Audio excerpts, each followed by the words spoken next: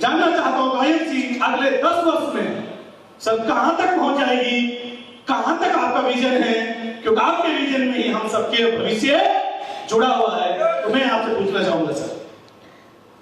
देखिए 10 साल के अंदर जो हमारा टारगेट है, इंडिया की पहले हम बात करते हैं, तो इंडिया में लगता है कि अगले 10 साल के अंदर कम से कम इंडिया के अंदर मुझे लगता है कि 5000 से ऊपर क्राउन प्रेसिडेंट हमारे इंडिया में तब तक बन चुके होंगे। कि हमने गोल लिया कि 5000 क्राउन प्रेसिडेंट्स इंडिया में लेके आए।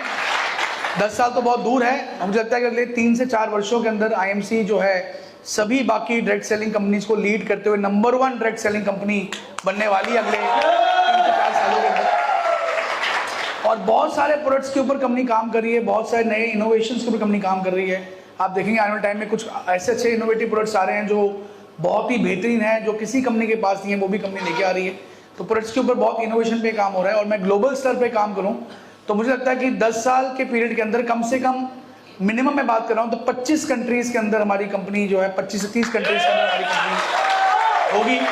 टारगेट 50 कंट्रीज का है, लेकिन मैं अगर 100% जो मुझे लगता है हो जाएगा अचीव, तो वो 25 से 30 कंट्रीज जो हैं हम लोग इस बिजनेस को पहुंचा चुके हैं। ग्लोबल प्लेटफॉर्म मेरा एक बहुत बड़ा ड्रीम है। अभी एक ड्रीम तो भी मैंने पूरा किया। हम लोग मलेशिया गए और वहाँ पे इंडिया के लीडर्स और मलेशिया के लीडर्स इकट्ठे एक सेमिनार के अंदर थे। आपने सबने वीडियोस देखी होंगी, बहुत ही मजेदार वो एक माहौल था। और वहाँ पे इंडिया का फ्लैग, आईएमसी का फ्लैग और मलेशिया का फ्लैग लेके हम लोग उस इवेंट में आए। तो बड़ा गर्व महसूस हुआ कि एक इंडियन कंपनी आज मलेशिया में काम इतना बड़ा कर रही है। अब मेरा जो ड्रीम है कि बहुत जल्दी, जब 10 साल की बात करूं, तो एक ऐसा इवेंट हम लोग ग्लोबल इवेंट करेंगे जो किसी ना किसी बड़े मुल्क में, जहाँ पे सारे देश के लोग आराम से पहुँच सके, चाहे वो थाईलैंड में हो, चाहे वो सिंगापुर या दुबई में हो। एक ऐसी जगह जहाँ पे पूरे उन 30 जो कंट्रीज़ के सारे हमारे लीडर्स होंगे वो वहाँ पे आए। और एक कंट्री से अगर टॉप 500 लीडर्स भी हम अगर बुलाते हैं और 30 कंट्री है तो 15,000 क्राउन प्रेसिडेंट्स हम लोग पूरे वर्ल्ड में जो हमारे जहाँ काम कर रहा होगा उसका एक कॉन्क्लेव करना चाह रहा हूँ मैं, जो कि दुबई या सिंगापुर किसी बड़ी कंट्री में हो, जहाँ पे 10 से 15,000 लीडर उस कॉन्क्लेव में आए। और ये ऐतिहासिक इवेंट होगा इस इंडस्ट्री का ग्लोबल लेवल पे। इतना बड़ा इवेंट कभी किसी कंपनी ने नहीं किया होगा। ये मेरा विजन है, ये मेरा ड्रीम है, जो मेरे को लगता है कि भगवान हमें आशीर्वाद देगा और 10 सालों में वो चीज करके दिखाएंगे हम लोग। एक बार ताली हो जाए। अब सीधी बात सत्येंद्र सर के साथ, मैं चाहूंगा कि हमारे कोहिनूर क्राउन प्रेसिडेंट श्री अजय शर्मा जी एक क्वेश्चन आपकी तरफ से सबसे करने वाले हैं। अजय शर्मा जी। थैंक यू मान साहब। सर बहुत सिंपल और छोटा सा क्वेश्चन है। अभी आज मेरा सेशन भी थी इसी सब्जेक्ट पर था कि अपने हिंदुस्तान के अंदर बेरोजगारी और गरीबी बहुत ज्यादा बढ़ती चली जा रही है। और हमारी जो युवा पीढ़ी है वो बहुत ज्यादा दिग्भ्रमित है। और हमारे मार्केट के अंदर में अंडर एम्प्लॉयमेंट बहुत ज्यादा बढ़ गया है। अनएम्प्लॉयमेंट तो है ही है, लेकिन अनएम्प्लॉयमेंट के साथ साथ अंडर एम्प्लॉयमेंट बहुत ज्यादा बढ़ गया है। लेकिन जब डायरेक्शन की बात आती है तो जो ये एजुकेटेड लोग हैं कहीं ना कहीं अपना ट्रस्ट इस इंडस्ट्री के प्रति उस लेवल पे बिल्ड नहीं कर पाते हैं। तो उन लोगों को हम कैसे हैंडल करें, कौन सी ऐसी ट्रिक्स इस्तेमाल करें कि ये जो दिग्भ्रमित हैं इंडस्ट्री को लेकर के लोग, पढ़े लिखे लोग हैं, जो हिंदुस्तान की मेन पोटेंशियल है, वो हमारे साथ क्लब हो और उनको लेकर के हम बड़ा अंपायर खड़ा कर सकें। बड़ा अच्छा क्वेश्चन है। देखिए अभी इसको मैं आपको थोड़ी और तरीके समझाता हूँ। पूरा वर्ल्ड जो है वो चेंज हो रहा है, पूरी एक स्ट्रॉन्ग ट्रांसफॉर्मेशन जो है हर चीज में आ रही है। स्कूल्स के अंदर भी आप आने वाले टाइम देखेंगे आप, एक मेजर ट्रांसफॉर्मेशन आने वाली है। जब मैं पढ़ाई करता था हमें बोला था कि कैलकुलेटर अलाउड नहीं है स्कूल में, पर अब कैलकुलेटर अलाउड कर दिया गया है। मेरा बेटा उस दिन मेरे साथ बैठा हुआ था, उस स्कूल का उसको होमवर्क मिला हुआ था कि आप ऐसे लिखो कि आप हॉलिडे पे, समर हॉलिडे पे बाहर घूमने गए पापा मम्मी साथ, तो कहाँ गए और कैसा आपको वहाँ पे अनुभव हुआ। तो वो 15 मिनट के बाद मेरे पास आ गया ऐसे लेके, मैं कहा यार तू और मैं जब पढ़ा मैं कहा यार तूने तो लिखा नहीं है ऐसे, कुछ तो गड़बड़ी है। मैं कहा बेटा कहाँ लिखे? कहते पापा AI से। मैंने डाला, वहाँ पे लिखा गया, उसमें मैंने कुछ चेंजेस की और ऐसे बन गया। मैं कहा ये तो गलत बात है, तुम दिमाग कैसे लगाओगे? पर मुझे रियलाइज ये हुआ कि आने वाला जो टाइम है लोगों ने दिमाग लगाना बंद कर देना, क्योंकि हर चीज़ ऑटोमेटिक होने जा रही है। क्यों आदमी मेहनत करेगा? जो चीज़ 1 सेकंड में हो सकती है उसके लिए मेहनत क्यों करेंगे आदमी? एक टाइम था जो किताबें थी अकाउंट्स की वो हाथों से लिखी जाती थी। क्या आप हाथों लिखी जाती हैं? तो ट्रांसफॉर्मेशन हो रही है इस इंडस्ट्री में, बहुत बड़ी ट्रांसफॉर्मेशन हो रही है। हमारा जो एक सिस्टम बना हुआ है एजुकेशन का और हमारा, कि हम बच्चा जब बड़ा होता है बोलते हैं बेटा बड़े होकर तूने जो नौकरी करा होता है बोलते तूने बेटा बड़े होकर तूने नौकरी करनी है। जो बिजनेस करा होता है बोलता है बेटा बड़ा होकर तूने बिजनेस करना है। हम बोलते हैं बच्चे बड़े होकर तू पायलट बन जा, डॉक्टर बन जा, साइंटिस्ट बन जा, IAS IPS ऑफिसर बनने ट्राई कर, ये बन जा वो बन जा। हम उसको वही चीज बताते हैं जो हमें बताई गई थी अपने टाइम के अंदर। हम उसको ये नहीं बोलते तू AI का बहुत बड़ा कोडर बन जा, क्योंकि हमें पता ही नहीं उसके बारे में, नॉलेज नहीं उसके बारे में।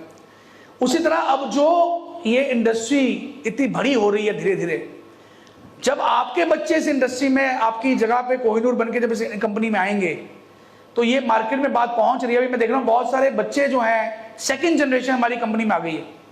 सेकंड जनरेशन, पहले 18 साल पहले फर्स्ट जनरेशन ने काम शुरू किया, सेकंड जनरेशन अब इस कंपनी में आ रही है कि पिताजी अब कहते हैं बेटा मैं तो 60 वर्ष का हो गया, मैं देखिए इतना बड़ा एम्पायर खड़ा कर गया, अब तुम इसको संभालो। अब सेकंड जनरेशन लीड ले रही है। तो ये अब मार्केट में चीज पहुंच रही है कि ये एक इंडस्ट्री, एक बहुत बड़ी इंडस्ट्री है जिसमें आप अपने आने टाइम में अपने बच्चे जो हैं उनको लेके आ सकते हैं। और धीरे धीरे जब हम सब लोग अपने बच्चों को ये बोलेंगे बेटा बड़े होकर तो यही काम करना है कि उससे बेहतर काम नहीं है, तो आप देखेंगे मार्केट में बात पहुंचेगी। और एक टाइम ऐसा आएगा जैसे US के अंदर है, बड़ी बड़ी कंट्रीज में जहां पे ये इंडस्ट्री 100 साल से 70 साल से है, वहां पे बोला जाता है कि आप नेटवर्किंग के अंदर आइए। ये इंडिया में भी ट्रेंड आपको देखने को मिलेगा। और जो अब इस समय इसमें आ गए हैं और इसमें कामयाब हो रहे हैं, आने वाले 5-10 सालों में वही लोग होंगे जो इसमें लीड करने वाले हैं, इसमें राज करने वाले हैं। तो आपकी तरफ से एक सवाल सबसे पूछना चाहूंगा कि सर अभी जो नई टीम बनाते हैं, चाहे हम लोग अभी छोटा ही टीम है, जैसे लाखों का टीम को बड़ा नहीं मानते, लेकिन आपके पास पूरा एक साम्राज्य है, पूरा भारतवर्ष, इसके अलावा मलेशिया, फिर दुबई चालू हो रहा है, नेपाल आने वाला है, और इसके अलावा हम तो खाली जोड़ने का और इसको समझाने का काम करते हैं। आपके पास पूरा अपनी एजुकेशन टीम से लेके, स्टाफ से लेके, मैन्युफैक्चरिंग से लेके, सरकारी कंप्लायंस से लेके सब कुछ हम देखते हैं। और मैं जब भी मिलता हूं तो देखता हूं आपके हाथ में 2 फोन होते हैं, एक ही साथ में, एक दूसरे हाथ। हमारे लोगों को एक फोन किसी का आता है, कोई भी एक व्यक्ति अगर गलत बात कर दिया तो चेहरा मुरझा जाता है, निराश हो जाते हैं। लेकिन आपके अंदर हमेशा वो चमक बना रहता है, हमेशा आप देखते हैं कि लगता है कि फायर निकल रहा है अंदर से। सर कहां से आपका मोटिवेशन होता है? क्योंकि हमारे तो ऑफलाइन भी है जो हमें मोटिवेट कर देते हैं, और हम भी आपके अपलाइन में हम भी आपको मोटिवेट करते हैं, लेकिन सर आपको ऊर्जा कहां से मिलता है? हमारे सभी लोग जानना चाहते हैं।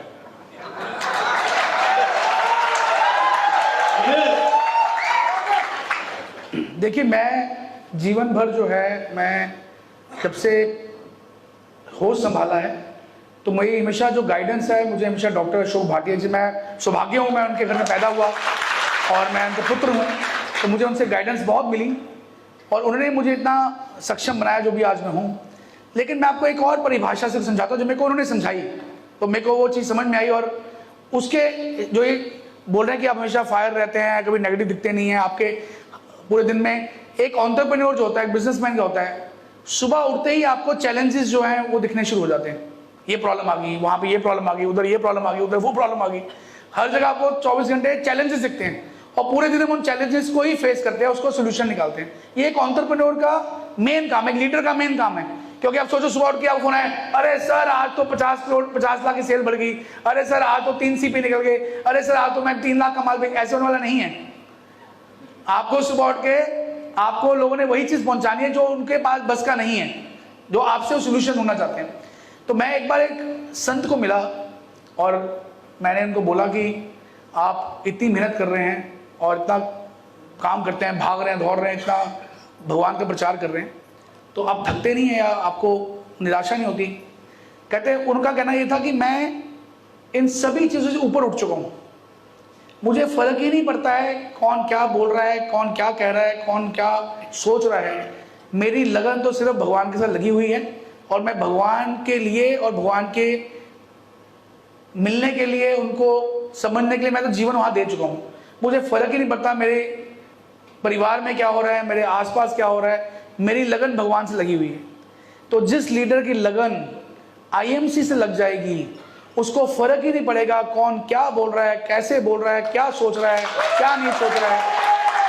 अपलाइन काम छोड़ गया, कोई फर्क नहीं पड़ता। डाउनलाइन काम छोड़ गया, कोई फर्क नहीं पड़ता। क्रॉस लाइन कोई नेगेटिव बोल रहा है, कोई फर्क नहीं पड़ता, क्योंकि आपकी लगन तो आईएमसी से लगी हुई है और आपको दिख रहा है कि मैंने एक दिन कोहिनूर बनना है और मैंने अपना जीवन सुधार लेना है, बाहर में की सारी दुनिया मैंने कर लेना है। तो जब आप ऐसे सोचेंगे कि मुझे फर्क ही नहीं पड़ता कि क्या बाकी लोग कर रहे हैं, मुझे तो दिख रहा है कि मैं 5 साल में यहाँ पहुंचने वाला हूँ, आपको नेगेटिव बात आपके पास तो बहुत दूर है, दूर दूर तक आपके पास आपको छू नहीं पाएगी। तो अपनी लगन आइन से लगा लीजिए। मेरे को तो सिर्फ एक ही चीज दिखती है कि 10 साल के बाद मैं दुबई बैठा हूँ, 15,000 लीडर पूरे कई मुल्कों से वहाँ पे आए हुए हैं और हम एक बहुत बड़ा इवेंट ऑर्गेनाइज किया हुआ है दुबई के अंदर और लाखों हजारों लोग पूरे वर्ल्ड में उस इवेंट को देख रहे हैं और 10-15 हज़ार सीपीज जो हैं पूरे 30-40 कंट्री से वहां मौजूद हैं, पूरे वर्ल्ड के कई सारे देशों के फ्लैग वहां पे हैं। मुझे तो वो दिख रहा है और मैंने अगले साल में 10 साल में करके दिखाना है। कोई इस बिजनेस में आ रहा है, कोई जा रहा है, कोई फर्क नहीं पड़ता, जो रहेंगे वो वहां पहुंच जाएंगे। किन किन बेसिक चीजों को एजुकेट करें कि वो आगे मल्टीप्लाई होगी, हमारी जो टीम बने वो टूटे ना, आगे बिल्ड होती रहे रेगुलर। इसके ऊपर कुछ गाइड। मैंने आपको आज पूरा टॉपिक ही वही था कि जब इसको जोड़ते हैं तो पहला काम क्या करना है, वाई। 90% लोग यहाँ पे जो मौजूद हैं, मेरे को लगता है उन्हीं में से 90% लोगों को पता ही नहीं होगा इस बिजनेस में है क्यों। जब आपकी वाई क्लियर हो जाती है तो सारी परेशानी अपने आप खत्म हो जाती है, क्योंकि जब मुझे पता लग गया कि मैंने करना क्यों है तो मैं अपने आप रास्ते ढूंढूंगा उसको करने के। मैं अपने आप सीखूंगा भी, मैं अपने आप पूछूंगा भी। 2 तरह के लोग आपको मिलेंगे आपके टीम के अंदर, एक वो जिसको आपको फोन करना पड़ता है और एक वो जो आपको फोन करता है। देखा आपने, एक लीडर जिसको आपको फोन करना पड़ता है भाई काम कर, और एक ऐसे लीडर बोलता है सर बताओ मैं क्या करूं। तो जो ये बोलता है फोन करके आपको मैं क्या करूं, इसका मतलब उसका वाई जो है वो क्लियर हो चुका है। और जिसको आपको फोन करना पड़ रहा है बार बार, इसका मतलब उसका वाई अभी तक क्लियर नहीं हुआ है। सर सवाल ये है कि जैसे इस इंडस्ट्री में महिलाएं को लेकर के आना बहुत मतलब दिक्कत होती है। जब भी महिलाओं को इस सिस्टम में लेकर के आया जाता है तो इतनी सारी समस्याएं होती है ना कि डर सा लगने लगता है कि महिलाएं इसमें आए ही नहीं। इसके लिए क्या किया जाए, कैसे किया जाए जिसकी वजह से जो है महिलाओं का बड़ा टीम बन सके? देखो, हिंदुस्तान के अंदर महिलाओं का एक दायरा है काम करने का। परिवार है, घर है, बच्चे हैं, पति है, माँ बाप हैं। अगर आप उनको उनके दायरे में रह के बात समझाओगे जो वो कर सकती हैं तो वो करना शुरू कर जाएगी, क्योंकि उनके हस्बैंड भी उसमें कंफर्टेबल रहेगा। जो इंडिपेंडेंट महिलाएं हैं, जो घर से बाहर निकल सकती हैं, जो फील्ड कर सकती हैं, जिनकी भी शादी नहीं हुई है या जो पहले से करियर कॉन्शियस बहुत थी, उनको आप उस हिसाब से सिखाएंगे कि आप पूरा फील्ड करके बहुत बड़ा बिजनेस बिल्ड कर सकती हैं। तो आपको उनको उतना ही समझाना है जितना वो कर सकते हैं। अगर आप पहले दिन ही बोलते हैं जाते साथ कि मैडम आपको तो मेरे साथ जाना पड़ेगा मुंबई, मेरे साथ जाना पड़ेगा आपको पौंडीचेरी, तो पहले डर जाएगी वो कि मेरा पति तो शायद नहीं मानेंगे या मेरे बच्चे कहाँ कौन संभालेगा। तो अगर आप उनको ये बताएंगे घर बैठे बैठे करना है, जो 2 घंटे 1 घंटा फ्री होते हैं उसी को देना है, तो वो समझ जाएंगे बड़ा सरल है, बहुत सिंपल है। और जितना वो कर सकती हैं अगर उतना ही करना शुरू कर दें तब भी बहुत बड़ा अचीवमेंट हो सकती है, बहुत बड़ी अचीवमेंट हो सकती है। आप खुद अगर पढ़े लिखे नहीं हैं, आप खुद डॉक्टर नहीं हैं, आप खुद बहुत बड़े स्टोरी टेलर वक्ता नहीं है, बोल नहीं सकते स्टेज पे आके, कोई बात नहीं, लेकिन आप ऐसे लोग टीम में पैदा कर सकते हैं जो ये आपके लिए कर सकते हैं। मैं कंपनी के तौर पे आपको एक चीज समझाता हूं, मैं खुद डॉक्टर नहीं हूं, पर मेरे पास डॉक्टर की पूरी टीम है जो मेरे लिए काम करती है। मैं डॉक्टर नहीं हूं, मैं आईटी ग्रेजुएट नहीं हूँ, मुझे कोडिंग करनी नहीं आती, मेरे पास पूरी टीम है जो इसके लिए मेरे लिए काम करती है। तो हर चीज़ का हल है। जो चीज़ आपको नहीं आती या तो आप सीख लें, अब हर चीज़ आप सीख सकते नहीं है कि आप सब कुछ सीख लें। जो चीज़ आपको नहीं आती है या तो आप सीख लें, या अगर आप हर चीज़ नहीं सीख सकते हैं तो ऐसे लोग पैदा कर दें टीम के अंदर जो आपके लिए काम कर दें।